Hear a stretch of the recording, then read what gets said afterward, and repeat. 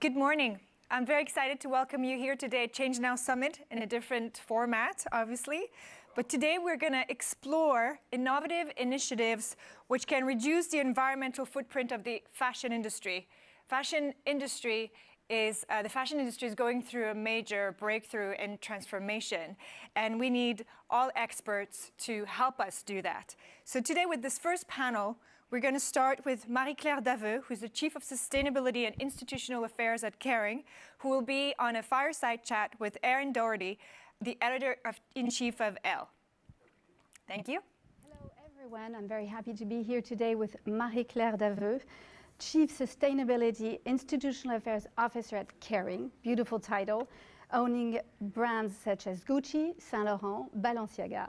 Good morning. Hi, Erin. And hi, everyone. Very happy to have this conversation with you. Today, we'll be talking about fashion and circularity. Circularity is a buzzword of the moment, and we'll be trying to get a grip on this concept with you, Marie-Claire. Kering has also hot news to share. The group has just released a new report outlining its ambition on circularity. Before Marie-Claire gets back to this, let's start with a few figures, very scary figures, I'm sorry to add. 100 billion pieces of clothes are sold every year, which represents an increase in over 60% in the last 15 years. Textile production uses 4% of drinking water available in the world. 1.2 billion tons of greenhouse gas is produced each year by the textile sector. The good news is sustainability and protection of the planet at large have become a priority, a top priority for fashion industry, which have the means and the power to redefine their practices. Marie-Claire, could you outline for us this new concept of circularity? Circularity or circular economy is a new model that consists moving away the current model, take, make, waste. According to the Ellen MacArthur Foundation, circularity is based on three principles. Mm-hmm. First, design out waste and pollution. Mm-hmm. Keep products, materials in use, and regenerate natural system. In brief, in our fashion industry, circularity is not only about upcycling, recycling. It's really about rethinking the way we produce the products, we use the products, and also to extend the end of life of the materials and also of the products themselves. A very global approach, in fact. Today, Kering has published a new report called Circularity's Ambition, Coming Full Circle. Could you tell us more about this? We are publishing today our ambition for Kering in circularity. It's really about where we want to go, how we will go there, and also what we have already done. This report is more than a strategy. It's really a new mindset that really reinforces what we are as a luxury group, where creativity, know-how, high quality of standards are really at the key. Mm-hmm. And in this rapport, we have three main axes. First, the luxury last. It's about repair, aftercare. Secondly, it's about regenerate materials, products, really linked with circular materials. And it's also about how we can produce with the most efficient system. So how to reduce consumption of energy, consumption of water, and also using regenerative agriculture. And concretely, how does this translate into the brand's initiatives? So first, when we are speaking about circularity in fashion, we have to think about circularity from the beginning. So when we speak about the design and the production of our products with durability, really physical durability. I would like to share with you a few concrete examples. Please do. We have created all over the world several hubs where we can repair our products, like if you were in our atelier in Italy or in France. So we can bring back a bag. Yes, exactly. And you will have really people with skills, yes. training by our brands, really able to repair. Another example, I like the example made by one of our brand, Brioni. Brioni, yes, I was going to talk about that. Yes. They will reuse leftover fabric from previous collections, and our clients will be able to choose, to identify previous fabrics that are coming from previous collections. And our Brioni tailors will experiment. I can say that they are experimenting with a patchwork technique to upcycle scrap. So I think it's really interesting. Very interesting. So if I understand correctly, circularity is not only about recycling, but it's still part of the job. Of course, of course, it's a part of our job, and also it's interesting to think about products, but also about packaging. McHugh, one of our brand, is really also doing something very powerful for packaging. It's end-to-end packaging. So very concretely, from the starting point in the supplier, you give a specific packaging to the item. After the product will leave the supplier, it will go to the warehouse with the same packaging. After, it will keep the same packaging and it will go to our clients. When they purchase, they will have the same packaging from the beginning to the end. Yes, and of course you have also recycle and upcycle linked directly to the products. Two very strong examples. One is coming from Gucci. Yes, last year they launched a specific, yes, exactly, off the grid, you know everything. Off the grid collection. Where they were using sustainable, organic, upcycling materials. So it's very interesting. And I would like also to mention that Gucci was the first luxury brand in 2016 to use ECONYL. So on one side, you have Gucci. Other concrete example, our brand Balenciaga. In the pre-summer collection 21, over 90% of their fabrics, raw materials, were sustainable, with upcycle raw materials, recycle raw materials, and certified sustainable. So you see, we have created, thanks to our designers and all the design team, really a strong energy to develop this kind of recycled fabric, sustainable fabric, upcycle. I think it's really virtuous for our group. And what about secondhand? Because Kering has taken part of Vestiaire Collective. Obviously, it's a great new way of consumption of fashion. Some say the carbon print is not always great. Tell us about this. I think to be part of the platform Vestiaire Collective, it fits very well with the business strategy, but also with our sustainability strategy.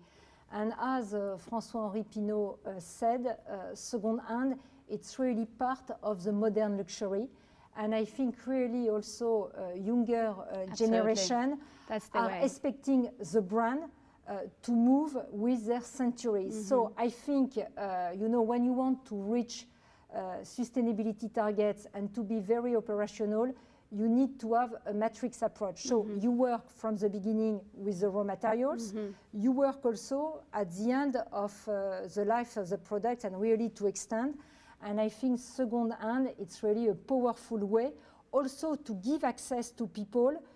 Perhaps the young generation won't buy directly a new item. They have the possibility to buy also a luxury product. It's very, very appealing to young consumers.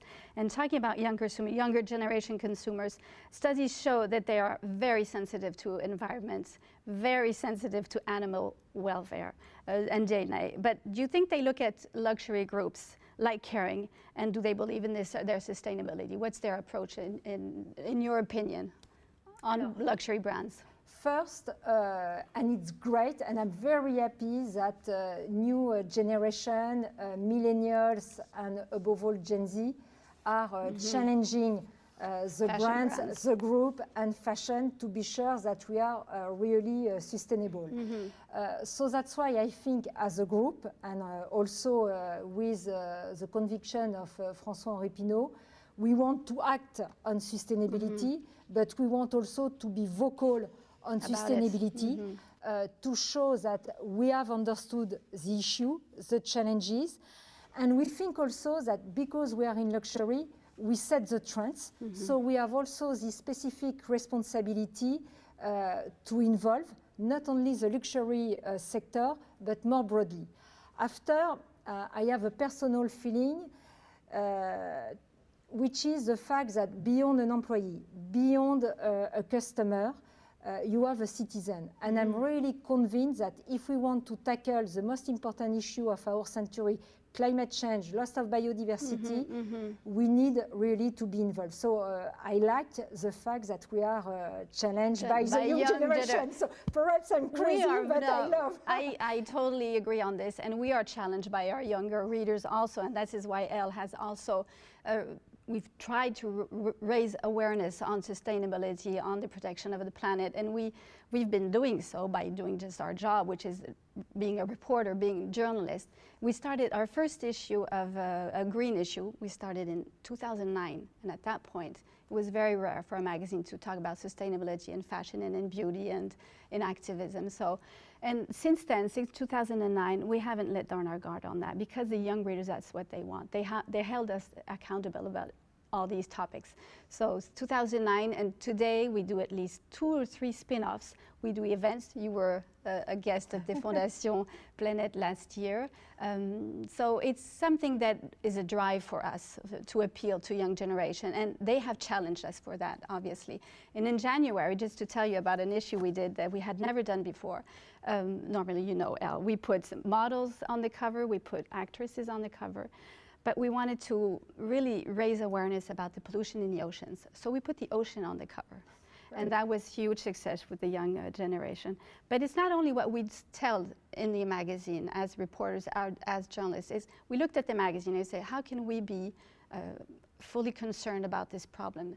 And we decided in 2011 that the print paper would be only issued from eco-responsible forests, 2011, so we're very happy with that. Our ink is also in phase with the Blue Angel label.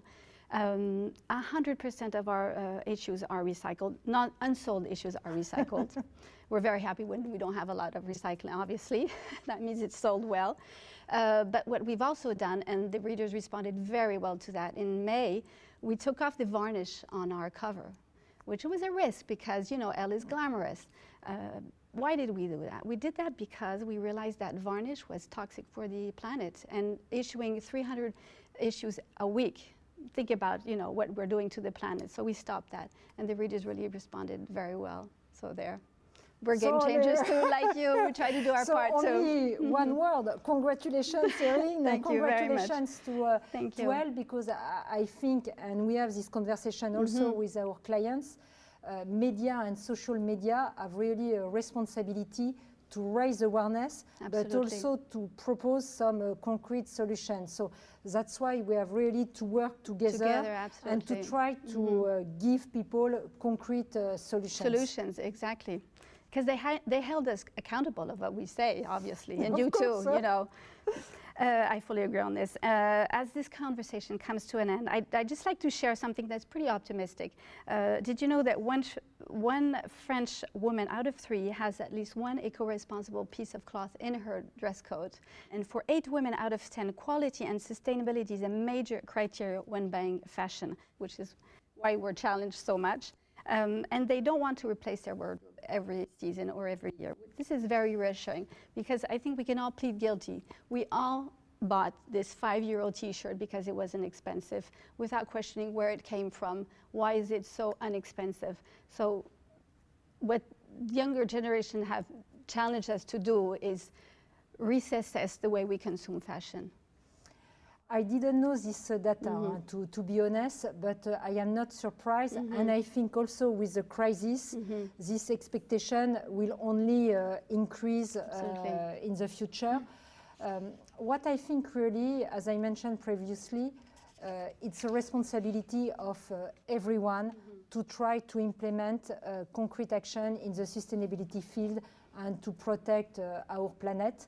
When you listen to the scientific people, we know that on climate change and on biodiversity, we have less than 10 years to bend the curve. So I think we need to develop really a collaborative approach between, as we said, media and companies, but also in our sector and also with the other sector. But I'm really convinced, thanks to the young generation, we will be able to tackle the issue. So I will be also very optimistic because I see only between 2 years ago and now, it's really changing. And also one stakeholder that we didn't speak up to now, it's the investor and financial analysts. And they are also more and more aware, they are paying more and more attention about what the companies are doing in this field. And I think so it will be again an ecosystem that change, and it will be very helpful to protect our planet. 10 years, I hope. Less than 10 years. Less than 10 years. Thank you very much for this conversation, Marie-Claire Daveu. It was really a pleasure. Thank you so much, Erin. And now we're going to continue this conversation with some other speakers. But thank you, Marie-Claire, and thank you, Erin, for speaking from the headquarters of Kering with beautiful trees in the background. But kudos to the ChangeNOW team for this beautiful background as well. I feel like I'm in the forest. So I'm going to welcome now Elisa Nemtsov from BSR. And she is the Vice President and Consumer Sectors and Global Membership at BSR. Thank you for being here. Hi, Nora. Delighted to be here. So tell me more about your role and exactly what you do at BSR. Sure. So at BSR, we are a global team of sustainable business experts, and we work with the world's leading companies on sustainable business. And in my role, I work a lot on sustainable fashion and sustainable luxury to really bring about the change that Marie-Claire was just talking about, the changes that we need to see in the next 10 years. So we're very focused across the spectrum of ESG issues. So one of the things that we discussed, you and I, before when we were preparing for this conversation, is the human component of and the human factor in the fashion industry, from the consumer's point of view, from the people that work in the fashion industry, from the people who produce the products that we wear and that come out of this industry that's so massive. Can you tell me more about what you feel is important to change from that perspective, from the human factor? Sure. Well, I think first of all, what we see in the aftershocks of the pandemic is really more of a need to focus on people. So the issues around the pandemic have really put the S in ESG in the spotlight, and we've seen that the fallout of the pandemic means that poverty, extreme poverty, is on the rise, that inequalities continue and are growing. There are debt burdens in impoverished nations. Vaccine accessibility is not working out how we intended, with the catastrophic situations in India and Brazil, etc. So all of this means that as we begin to think about rebuilding, we really need to have a holistic approach that focuses on people, because all of the impacts of climate change and ecosystem destruction, et cetera, first and foremost, they're impacting people's well-being, their health, their access to livelihoods. And so as we think about the new models in the industry, so a circular fashion system, for example, e-commerce, which is really growing, we need to really be able to make sure that people are at the heart of the work that we're doing to achieve the change that we want. And you had a personal story to share with me today and with the audience. Sure, and I'd love to develop a little bit more maybe some of the aspects around the people dimension of the circular economy, and so perhaps we'll do that. But yeah, in terms of the personal story, it's just to say that I think such an important aspect of the circular fashion system is this idea that we need to wear our clothes more and extend the useful life of our clothes. So all of the models around secondhand rental, et cetera, are so important. And it is both on the side of the brands to help set up the systems, and then also work with consumers to help change the behaviors. And so I was heartened a couple of weeks ago because my babysitter saw a bag of my daughter's old clothes that I had set aside because I was going to give away the clothes. And she said to me, she said, "Are you going to give those clothes away?" And I said, "Yes." And she said, "Do you want me to sell them on Vinted for you?" Oh. And I just said, "Oh my gosh, of course, so happy to be able to do that." And I said to her, I said, "You sell them, keep half of whatever you make, and then tell me, the other half." And so a week later, she took pictures, she came back and she said, "Everything's sold." Wow. And so you can deduct, X euros from the babysitting money this week. So wow. It's really heartening to see, I think, that the change in younger generations and really sort of integrating that model. And also on the brand side. So we just heard, for example, Kering and their new circularity approach, such interesting and exciting things that are enabled as well by technology. So McHugh, Alexandra McQueen, who's now really thinking about their products, how do we extend the life of the product in a way that really keeps it that durable, but also emotionally very, let's say, sticky. Mm-hmm. And so they've, with their products, are embedding an NFT, which enables a product to have media components, and you can register ownership and you can participate in the community around that one product. So it really brings special value to the product, and that's important. What's very interesting from what you've said and from what Marie-Claire has said as well, and Erin have said, there's always the emotional component. I feel like beyond production and technology on how we're going to produce the fashion of the future is a really change of a mindset of how we view the value of what we buy and how we wear them and how we extend their lives. And what would you recommend? What would be your take as an expert to say, how do we change the emotional perspective from all of us? So I think that there's so much going on, and because fashion punches above its weight in terms of the influence that it has on trends and what's cool, anything that can be done to really show people how to wear more, how to get more out of their closets, and make sure that everything we see everything is not throwaway but really precious.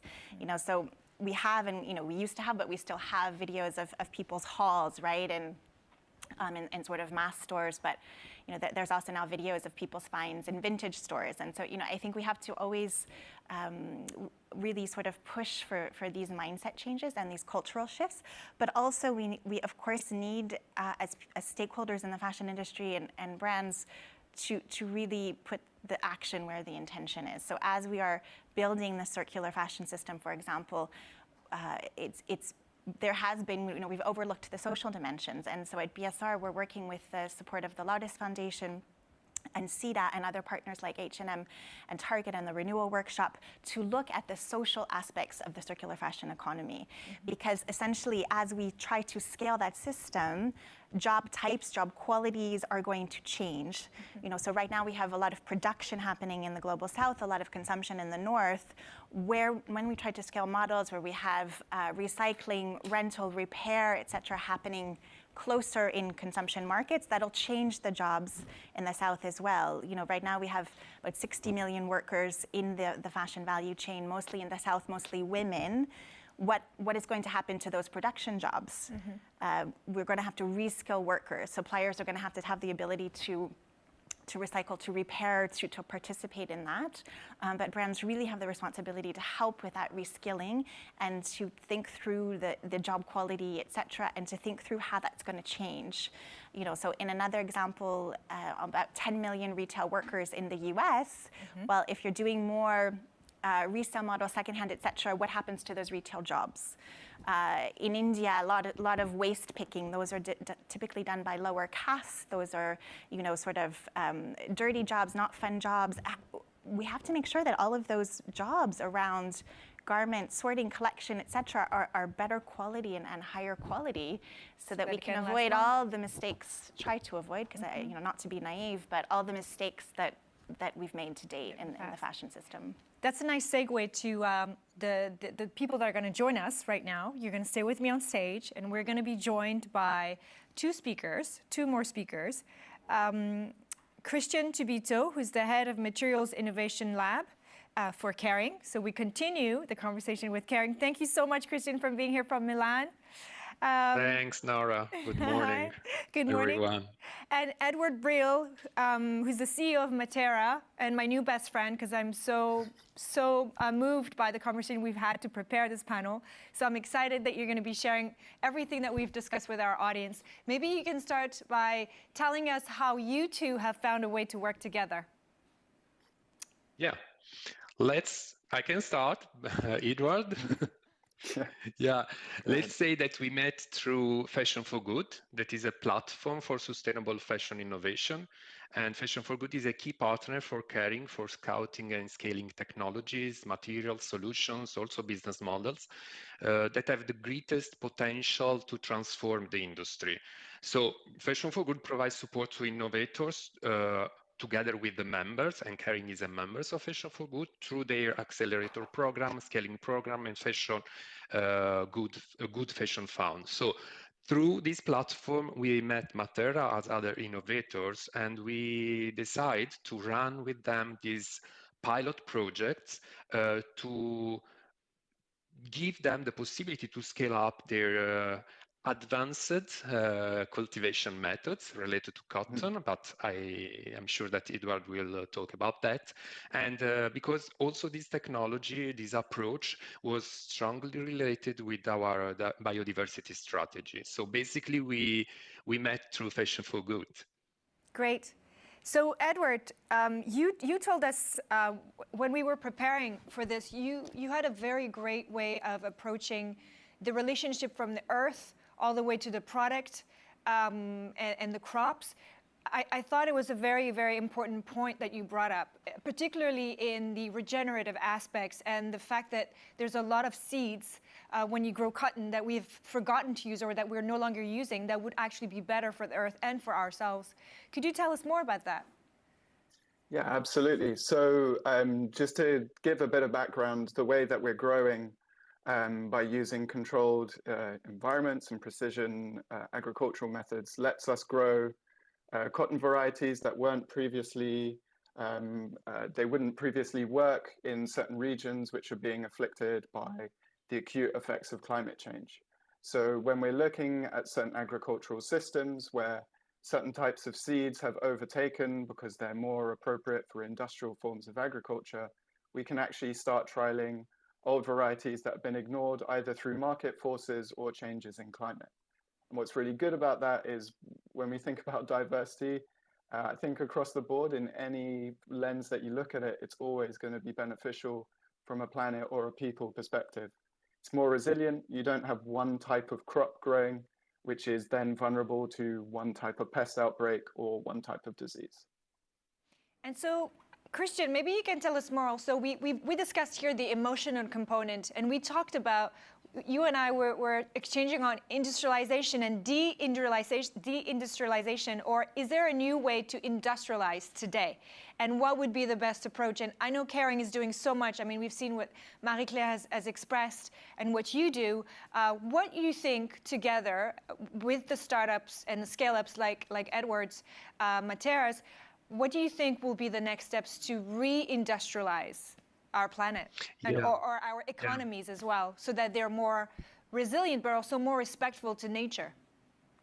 Yeah, for sure it's necessary a new path to the industry, and it's necessary to go back to biodiversity and also to have a new concept for regeneration. So has two sides of the same coins, I think. So for Kering, biodiversity strategy has three main goals, as we anticipated before, that is stemming biodiversity loss, restoring ecosystem and species, and triggering systematic change that goes above and also behind our supply chain. So Kering set very ambitious target about that, and one of these is, for example, by 2025, Kering will regenerate 1 million hectares of farms rangelands in our supply chain landscapes through the recently launched Regenerative Agricultural Fund for Nature, with a focus on the materials with the highest environmental impact according to our environmental profit and loss. That is, these materials as leather, cotton, cashmere, and wool. So Matera is directly linked with this kind of strategy. And also I would say that the regenerative agriculture, also the concept of regenerative agriculture has also here two sides of the same coins. That is, from one side, regenerative agriculture represents a return to traditional farming methods, for example, while on the other side, it also embraces emerging innovative techniques with proven environmental benefits. And so we think that one of these is Matera, or could be Matera, will be Matera. Will be Matera. It's very important that what you said about the fact that it's about working together. I really like the aspect that today on stage, on this virtual stage, we have somebody in London, Matera, we have you in Milan, we have Elisa who's in Paris with me. What would you say, when we discussed also with Elisa, we discussed a lot about the emotional component, and beyond, obviously technology is very important, but it all starts with the mind and the mindset. What do you think would be an opportunity to change people's point of view on how we produce and how we consume more precisely? I have my personal perspective. As the founder of Who Cares, we have a guide that I've shared with you, the Dress Like You Care guide, and we're here to discuss how we can all dress like we care. The guide is made of 2 volumes with industries where caring is features, notably with the EP and ELLE that you just mentioned, and also startups and scale-ups like Matera's. And then the volume 2 is for consumers. But it is a global mindset change. And what would you say would be needed as you have made that change of mindset? What would you give as an advice to our audience that are in the industry and also consumers to change the way they view clothes? Yeah, I would focus. And you, Christian. Sure. I would focus on the manufacturing side because you are the expert also in the consumer one. I think you already talked about that, about the reskill. So it's necessary to change management for sure. But when we talk about materials or when we talk about innovation, we talk about know-how, we talk about expertise. So in these human dimensions that you started discussion, when you started discussion, I think that this topic of reskill, this topic of build up new expertise when we talk about innovative materials or innovative solution, but also use conventional materials require heritage, require old expertise. So for these 2 reasons, Kering and brands are in this kind of approach, I would say. For example, we have the Brionis Scuola di Alta Sartoria or Bottega Veneta Scuola dei Maestri Pellettieri, as well as Gucci's Alta Moda di Pelletteria and L'École de l'Amour with Gucci Art Lab, for example. As for the new expertise, so in the manufacturing field, of course, empowering the future generation is key.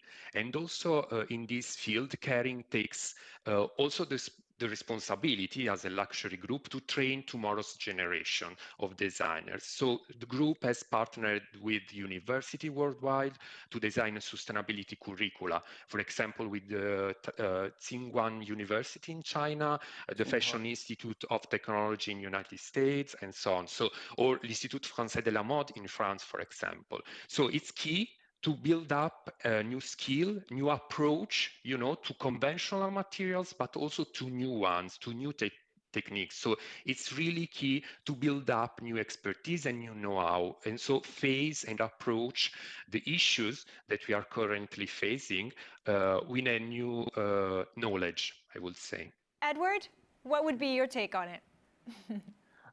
I think we need to just have a much firmer spotlight on what's happening towards the base of the supply chain and really look at the real diversity in approaches to things like agriculture or to animal husbandry, and give more of a platform to the people working there.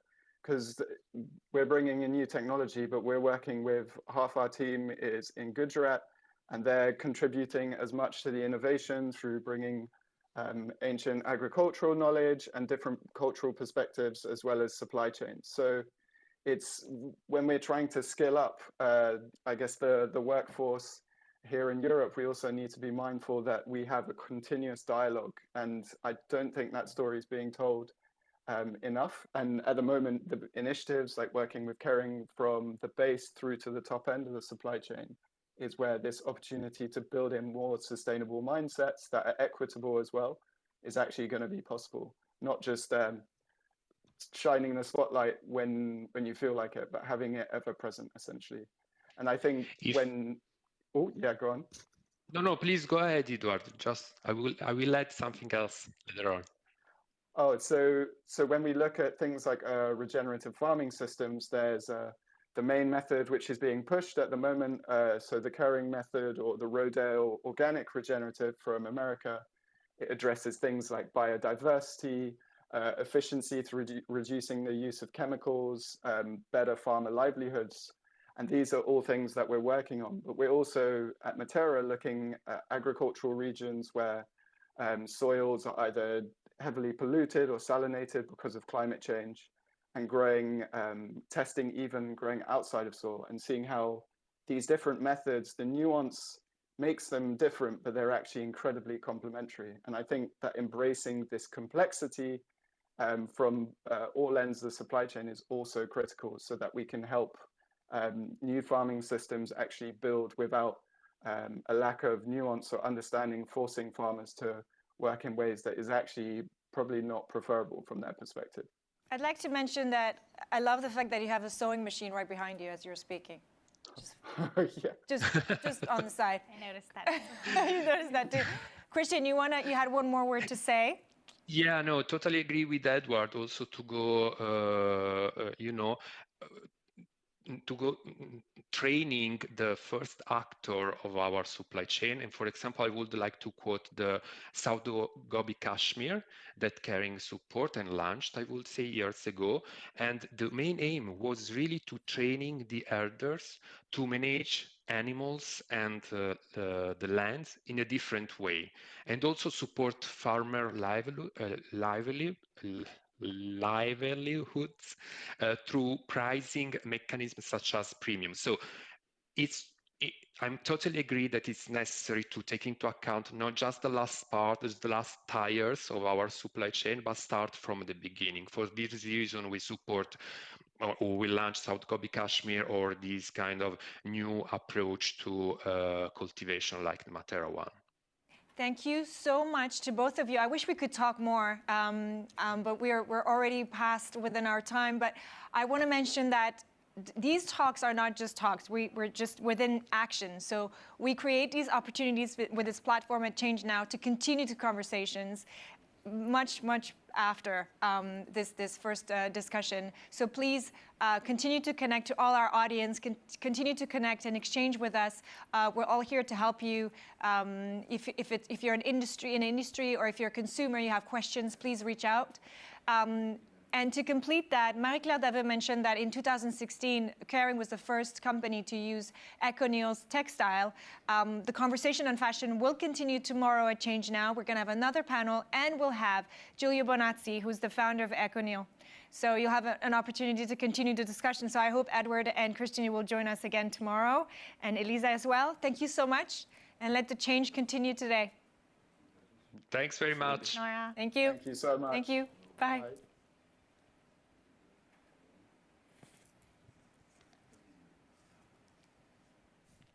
Gabriela, thank you for being here. You're starting by taking over the operations of your father ranch in Uruguay. In 2015, you launched your eponymous label. You wanted to create a brand that reflects a slower pace and process, things made with care, detail. Tradition is more important than trade, where there is a purpose to every piece. You always had ethics and values in mind. You want to know where material come from, who is making them. And for your collection shown in New York in September 2019, you produced the first ever carbon neutral runaway show. You received many awards, and especially the 2020 American Women's Wear Designer of the Year award at the CFDA. and the Environment Honorary Award from the British Fashion Council. And in December 2020, you joined Chloe as the artistic designer. So once again, thank you for giving us the pleasure and honor of sharing your vision of the evolution of fashion for ChangeNOW and Paris Good Fashion. And just before the first question, I would like to remind you that Paris Good Fashion is an association of 80 members, brands, federations, schools, retailers, and other fashion actors. The objective is to make of Paris the capital of sustainable fashion. Gabriela, the subject of sustainable fashion has exploded in the last 2 years and has been reinforced by the COVID crisis. How do you explain it? Well, first, thank you for having me, Sylvie. You are a leader. You're my influencer. I follow any trend you set. I think that I think Paris should be the sustainable capital because they are the fashion capital, and I believe that people are starting to realize. Because it's impossible to ignore the magnitude of climate change. I mean, we're feeling it daily, and the change is rapid, and it's not such an invisible killer anymore. And I think that has permeated into many industries, and especially ours as well. But what it's clear that COVID did tell us is that this traumatic experience that we felt globally was that, as you said, the question is always, can we change fast enough? And with COVID, we change our habits fast enough. So I think this is why the change is coming rapidly, because in a way, COVID realizes that main aspect, that we change fast our habits, and two, that just as COVID, if we don't, climate change needs to disappear from everywhere. It's not that the environment knows what a political delimitation is. Thank you. What are, for you, the most positive advances you see? Well, I'm going to speak of our industry specifically. The ability, first of all, recycling and upcycle became a common practice. And repurposing as well. And so obviously there are different upcycle systems that we know some are better for the environment, but the fact that this became a common practice and it's not felt antagonistic to the word luxury, as it was just a few years ago when we did our first show with dead stock materials in 2017. You cannot use the word dead stock or upcycled with the word luxury, and I think that mentality is rapidly changing. And you know as well as anyone that a lot of it has to do with just a change of mind. A lot can be done. So the mind is changing. There's more availability of and a more push from our vendors for transparency. I've started to see it a lot in the yarns, and a lot also in the demand of our client, that it's looking for that transparency.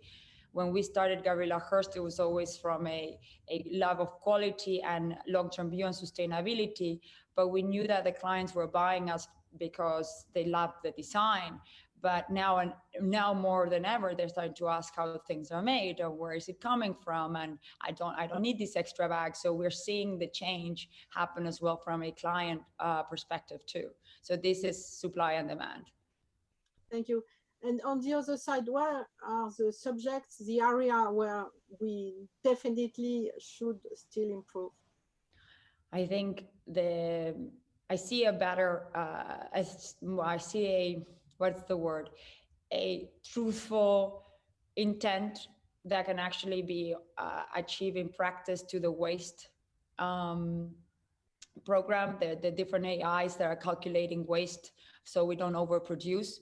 So that's very hopeful. But I think that it's all energy and transportation. In my particular experience with Gabriela Hearst, per se, from our conversation that we always had, when you told me, I was like eye-boggling when I told you all our efforts in sustainability, and you were like, well, If you're shipping it by plane, it doesn't really matter. You may be making T-shirts in Far East and shipping them by boat. That would be more sustainable.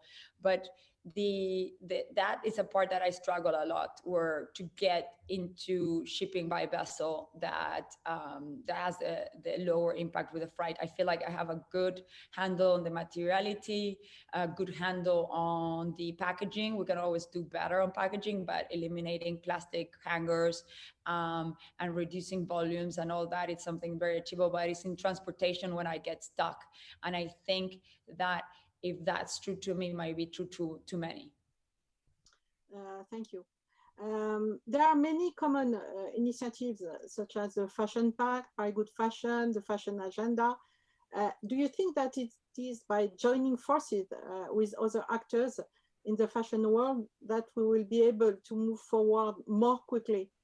Oh, yes, 100%. I think that anything, I have this very philosophical view. I don't know if it's philosophical or common sense, but my perspective is that anything that unites us, it's pro-evolution, pro-continue our species in this planet, and anything that divides us will basically be the demise. So whenever we have a chance to work collectively, we know that there's success. I mean, I grew up in South America where there was a very thin ozone layer. I actually have, skin cancer at 26-year-old soul myself because of this thin layer of ozone. And that was something that collectively we worked towards resolving, and it was resolved, and at least in a great degree. Or the same thing where all the different intelligence agencies started working together after September 11. I think there's a more of a collectiveness efforts, if you want. I'm giving you different examples of where globally we can work towards a bigger picture. Mm-hmm. And are you a member of some of these collective actions? Yes. Chloe has signed the Fashion Pact, and the commitments are really the ones that are necessary. And Chloe is member of Very Good Fashion. Mm-hmm. Exactly. It's you are now the artistic director of Chloe, and you have your brand in New York. Do you see a difference in the way sustainable development is understood and implemented on both sides of the Atlantic? I think Europe has been a bit more developed in the sense from state governments. And Germany penalizes their car industry if they don't meet their carbon footprint goals. That type of regulation is still not applied. But from the industry perspective, I think there's a bit more regulation that's needed in the US for sure. But when it comes to my personal experience, in GH, we were able to apply a lot of things, and our suppliers are actually one of the hangers is Ditto. It's American based, and so there's a lot that has been, and America is actually good at recycling cardboard, and that's what our hangers are made. So I do feel that there's a lot of innovation that can happen from the US because we're very good at that too. And the one thing I'm being very excited was the idea that I was a question more than idea, if the things we were implementing in GH in these 7 years could be upscaled and moved to a larger structure. And the answer is yes, which was fantastic news. So we've been working very collaborative with information and research and development that we did. For example, our hangers that were cardboard hangers that I was just speaking about, the first deteriorations would break when we were sending coats, and now we have one that Chloe can use, or any luxury brand can use, that actually doesn't break when you hang a coat on it. So that's good news. Thank you. There are so many issues that need to be addressed at the same time, and they are often interdependent. Eco-design, new materials, recycling, upcycling, human rights, regenerative agriculture. Mm-hmm. How do you organize yourself to be able to embrace all these subjects? I mean, it's like it's looking at a system and an organism, right? It's like you're gonna look at your body, and if you're approaching a place of unhealthiness, you're gonna look at the whole system because everything gets affected. So with human rights also it's the environment, it's tied together in the sense that we know that specifically when we speak about women, we know that empowering women, you empower our communities. And a lot of the degree of the actions that have to be taken is with education and re-education in other cases. So I think that they all are interconnected in the specific level of how we need to advance as a species. Thank you. If we do a life cycle analysis of a pear gene, the phase that has the greatest impact on the environment is cleaning. So definitely customers have an essential role to play. How can we engage them in a dialogue? I think, again, here's a case of re-education, right?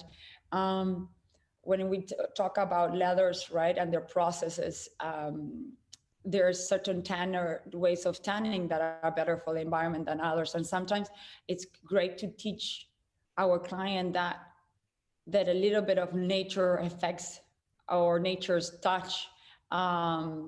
It's natural, actually, when something is completely seamless without any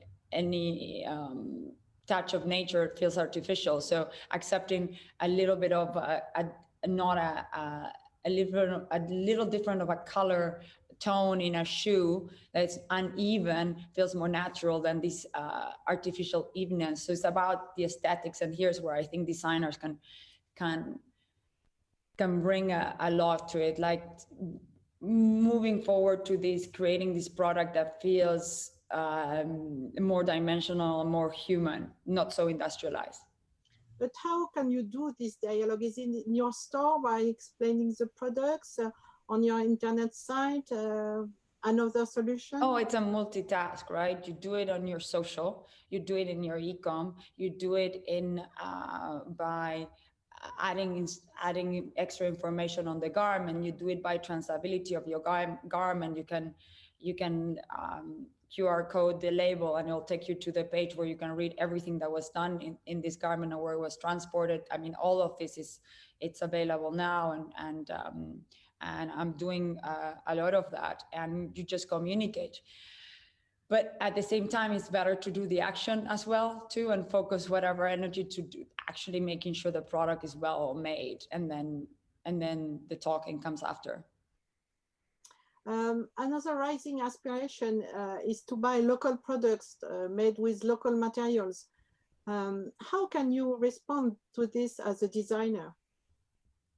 I mean, I find that really interesting. I think it's a very interesting proposition. We were the other day for a special project, we were analyzing local British handcraftsmanship, and there were so amazing brands that do from umbrellas to walking sticks to hats, and I think that a lot of uplifting this local handcraft, and every single country in the world has local handcraft is important. So I do think that is a matter of focusing, and at the same time, when you're a global brand, you have a responsibility to communicate, and something I like to communicate in something that feels more of many countries than just one. ChangeNOW presents several startups, including some in the field of fashion. I am thinking in particular of transparency, smart production. What do you think about it? Are you using them? And do you have other expectations that innovative startups could answer? You know, it's funny because I think that yes, there's a lot of innovation that can be done, but and for example, we use EON, which is a traceability technology that you have to input, right, all the information into the QR code, and that explains all the client, all the good choices that you made, all the better choices that you made, but it's still self-regulated. So it's on your goodwill, shall we say. So I do think eventually there's going to be a regulatory system that comes into play in fashion, just the same way you buy an apple that's organic in the market. But I also think that there's so much to learn from our history of making garments. In Roman times, Europe was dressed in linen, wool, and leather. And I think the oldest garment in wool is around 5,000 to 6,000 years old. So I'm looking a lot at the past of how we used to construct pre-Second World War, actually, before all the polyester fibers started to take over the market. So I'm really exploring into vegetable dyes and ways of doing, how do we get to the point of where we do clothes today. And, you know, I say this because I feel that there's a loss of the consciousness, and this is what we're trying to do with the Chloe social media, Instagram. There's been a loss of consciousness, that understanding that everything that's surrounding you and me has been brought up to us by nature, and this connectiveness to the product and to the craft. And I always say that paper was so important when I grew up, right? Like you would save, my grandmother used to save like every little piece of paper possible, a receipt or a note to write the recipes or something. And you would save the magazines. I mean, National Geographic, Reader Digest, you know, that's like, you would save them. And we went through this process, and now we just throw magazines away. So really understanding the energy and the resources that we're taking for this product, that's something that is really, I'm really passionate about, to bring that type of awareness. And I think through that, you have to look at history.